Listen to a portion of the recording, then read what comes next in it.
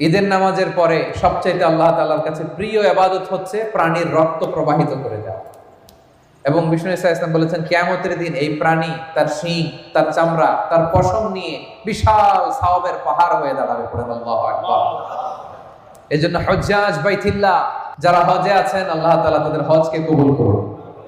আমরা যারা কুরবানি করছি আল্লাহ তাআলা আমাদের কুরবানিকে কবুল করুন। এই কুরবানি এটা হতে হবে হালাল উপার্জন থেকে। ইন্নামা ইয়াতাকাব্বালুল্লাহু মিনাল মুত্তাকিন, তিনি শুধু মুত্তাকিদের পক্ষ থেকে কবুল করেন, হালাল থেকে তিনি কবুল করেন। হারাম দিয়ে বিশাল 5 লক্ষ টাকা দিয়ে আপনি হাটের সবচাইতে বড় গরুটা কুরবানি করেছেন, ওই কুরবানি কশিনকাল আল্লাহ তাআলার দরবারে কবুল হবে। আর সামান্য কিছু অর্থের মালিক আপনি, একা একটা কুরবানি দেওয়ার সক্ষমতা নাই, হায়রে 7 জন মিলে ভাগে কুরবানি দিচ্ছেন, ওইটা আল্লাহর আরশে আগে কবুল হয়ে যাবে। এজন্য আমরা সবসময় হালালের সাথে থাকি। কিসের সাথে?